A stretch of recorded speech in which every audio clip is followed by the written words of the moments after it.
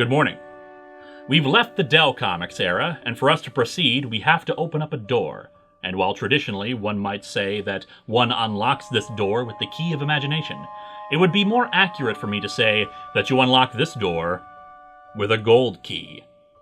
Ironically, we begin the Gold Key Twilight Zone stories with a story about a gold key, The Secret of the Key. We begin in Paris, 1893, where a shop owner is discussing a rare gold key that he owns, but is not for sale. Written on this key is a Latin inscription: "With me, a wise man can unlock the secrets of life, but a rogue will find only the door to death." A passerby named René Noir overhears a customer offer 50,000 francs for the gold key, but the shop owner rejects it because it is more valuable to him than gold. Although apparently not so valuable that you won't hang it up in your shop for everyone to look at it and think it is for sale.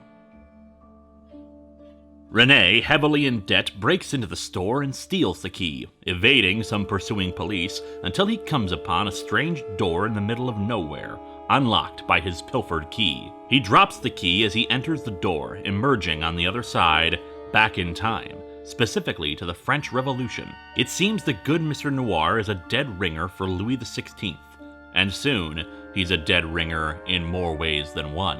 Travel forward again in time to the modern day, to the offices of the Daily Chronicle newspaper, where a reporter is sent to check out a new club that's opening in Experiment in Purple. The Way Out Club is visited by Dugan, the reporter, and it is indeed way out, for it's all themed around space. Even the club itself looks like a UFO. But of course, the owners of this club are from even farther out of town than anyone expects. Yes, this club is an experiment, one the owner is all too happy to explain to Dugan. Their planet is overpopulated, and Earth's atmosphere is similar to their own. The experiment is one of mass brainwashing for their hope to invade and colonize the Earth. By using their super-violet ray, they will implant a hypnotic suggestion for all the humans in the club to obey them, and they explain it to Dugan for the final phase of the experiment, to see if their brainwashing technique will also erase his memory and make him serve the alien plot. And we soon see that this experiment was a ringing success,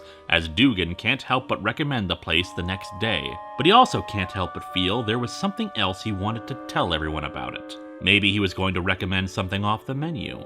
Something purple, maybe.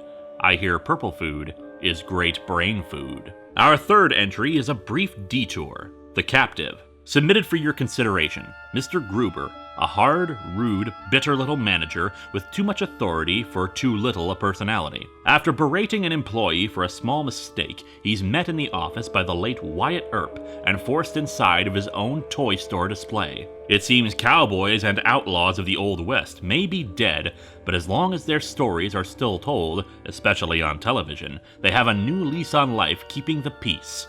And they're not too kind to bullies like Mr. Gruber, who is given a new job title to work up from, and hopefully learn some humility in a new sort of toy story. And finally, ground yourselves a little as we look at The Ordeal of Bluebird 3. Lieutenant Charles Andrews, Air Force pilot in World War II, finds his plane, Bluebird 3, crashing into the water, and waking up in an undersea city of merfolk. Trina, a nurse of this lost civilization, educates Lieutenant Andrews on this place. For his accidental trespassing, the king wishes to make Lieutenant Andrews a permanent resident of the city. But Lieutenant Andrews pleads his case, his need to resume fighting the war. He is given the chance for his freedom. Armed with only a small trident, he must undergo a gauntlet of creatures to reach his freedom. From giant clams to moray eels, and finally a giant shark. Said shark shattering his breathing apparatus. Fortunately, Lieutenant Andrews survives the ordeal and is soon rescued by a Navy boat.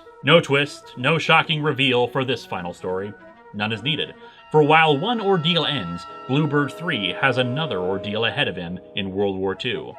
Such grand gestures are unfortunately a common occurrence, both in and out of the Twilight Zone.